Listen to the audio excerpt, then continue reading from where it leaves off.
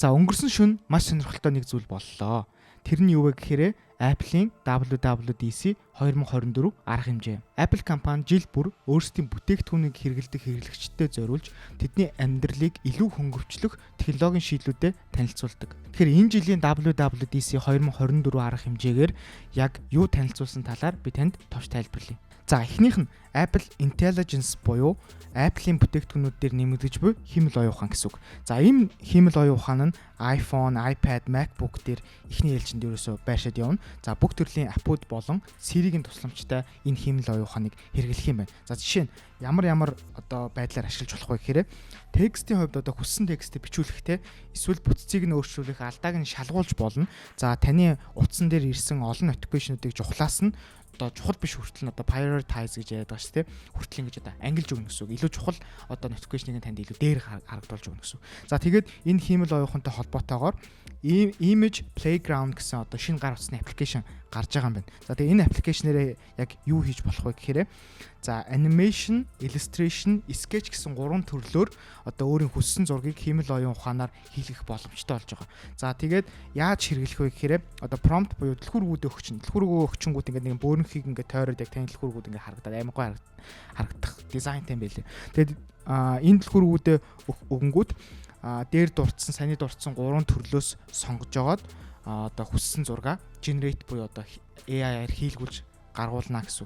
За тэгээд энэ аппликейшн болохоор Notes, Message гэсэн аппуудтай уялдаатай ажиллаж байгаа болохоор одоо тэмдэглэл энэ төр одоо LexMex дээр ч юм уу эсвэл альва хурал мал дээр тэмдэглэл хийж байхдаа шууд тухайн одоо агуулгатай холбоотой зураг одоо AI-аар хийлгүүлээд ноутн дээрээ ингээд тавиад явахаас бүрэн боломжтой гэсэн. За өөр Apple Intelligence-тэй холбоотойгоор юу нэмэгдэж байгаа вэ гэхээр Genmoji буюу одоо эможиго хийлгүүлж болно AI-аар. За тэгээд фотос дотроос зураг илүү нарийн хөвгөлөөр хайж болно. Тухайлх юм бол одоо миний арангаа дахуулсан хар малгайтай цагаан бүцтэй зургийг олоод өг гэх юм бол шууд олоод өгнө гэдэг ч юм уу те. Тэгээд зураг дээр байгаа одоо алга болохыг хүссэн одоо эд зүйл одоо хүмүүн ч юм уу те тэрийгэ clean up гэж дараад цэвэрлж болдог болж байгаа юм байна. За дараа нь Siri яаж өөрчлөгдсөн бэ гэхээр одоо итгэвчих үедээ дэлгэцэн дээр нэг юм бөөрөнхий байдлаар ингээ гарч ирдэг байсан бол одоо илүү дэлгэцний булан ингээ тойроод амар олон өнгийн гэрлэр ингээ одоо active буюу итгэвчж байгаа гэж гоё харагддаг болсон байлээ. За тэгээд app дотор байх үедээ бас одоо Siri-г ашиглаж болно. За илүү нарийн одоо бас хүсэлтүүд өгч болно. Жишээ нь одоо өнгөрсөн баасан гарагт миний ууланд одоо гарсан зургуудаас нэгийг сонгоод age ruu явуулах юм бол шууд явуулчихдаг ч юм уу те. Эсвэл одоо манай найзын надад хамгийн сүүл санал болгосон подкастыг тоглоулаад өгөх юм бол шууд тоглоулаад өгдөг ч юм уу те. Илүү нарийн өгөгдлөөр ажиллах чадвартай болж байгаа. За тэгээд хамгийн сүүлд нь Siri-тэй холбоотойгоор бас юу айгу олон анхаарлыг татсан бэ гэхээр ChatGPT Siri дээр орж ирж байгаа. За ChatGPT 4.0 хувилбарыг болохоор Siri-гийн тусламжтай ашиглаж болно. Одоо та хүсвэл одоо iPhone дээрээс миний тэр зургийг аваад одоо ChatGPT-гээс ийм өгөгдлийг асуугаад өгөх юм бол шууд ChatGPT-гээр ашиглаад асуугаад өгч боломжтой болсон гэсэн. За тэгээд нэг хэцүү юм нь юу вэ гэхээр одоо миний саяны ярьсан бүх ингээд хиймэл оюухантай холбоотой Apple Intelligence-тэй холбоотой өөрчлөлтүүдийг зөвхөн iPhone 15 Pro болон Pro Max-тай хүмүүс л ашиглаж болох юм байна. За тэгээд iPad болон MacBook дээр харин энэ өөрчлөлтүүдийг M-chipтэй iPad, MacBook ашигладаг хүмүүс энэ өөрчлөлтүүдийг бас хэрэглэж болно гэсэн үг. Тэгээ одоогийн байдлаар зөвхөн бета буюу туршилтын хувилбарыг нь хэрэглэж болно. Тэгээд яг хизээ гарах нь бол одоо тодорхойгүй. Гэхдээ миний таамаглаж байгаагаар бол намар нөгөө нэг шинэ iPhone-тай зэрэгцээд ихэвчлэн гаргадаг. Тэгэхээр намар шинэ iPhone-тай зэрэгцээд энэ AI-ийн одоо өөрчлөлтүүд маань аль биесээр хэрэглэгчдийн хэрэглээнд одоо нэвтрээд явах юм байна гэж ойлгож байна.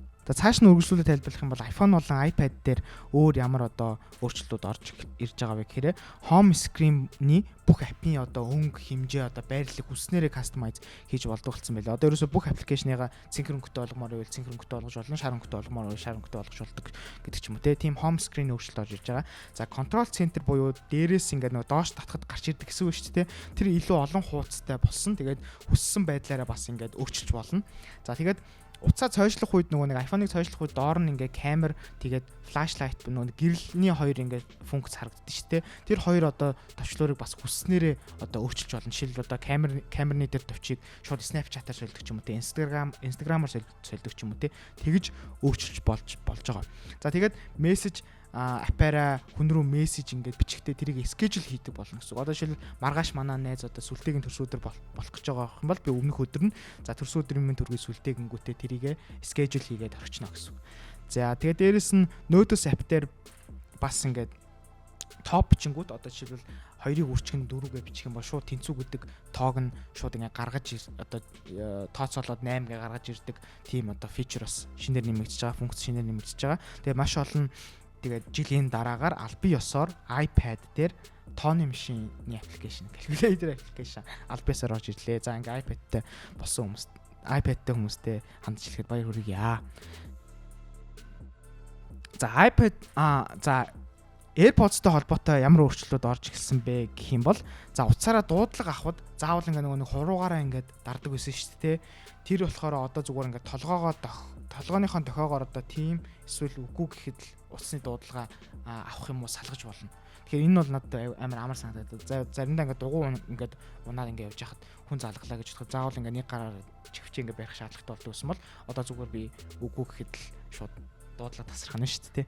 За дараагийнх нь болохоор voice isolation гэдэг нэг функц шинээр нэмэгдэж байгаа. Тэр нь юу вэ гэхээр би ингээ гадуур явхад миний ардан одоо Улаанбаатар ч амар их барилга ажил явагддаг шүү дээ. Төгжрийн noise mas амар ихтэй.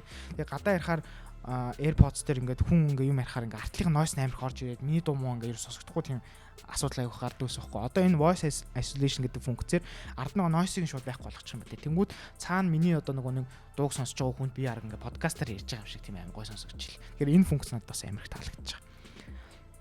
За MacBook дээр ямар онцлог өөрчлөлтүүд орсон бэ гэхээр iPhone mirroring буюу одоо утсаа лаптоп дээрээ хэрэглэж болохоор болсон гэсэн үг. Одоо шууд ингээд MacBook дээр утсаа нэнгүүтээ яг л өөрийнхөө утсыг ашиглаж байгаа юм шиг MacBook дээр ашиглаж чинь keyboard морд ашиглаад. Тэнгүүтээ нэг гоё юм нь бас юу вэ гэхээр шууд MacBook дээр байгаа файлаа MacBook дээрээ утсаа нээсэн байгаа шүү дээ. Энэ дэр нь тэнгүү тэрлүүг ингээд шууд файлаа утас руугаа ингээд зөвчт юм бэл. Тэр бүр амар супер.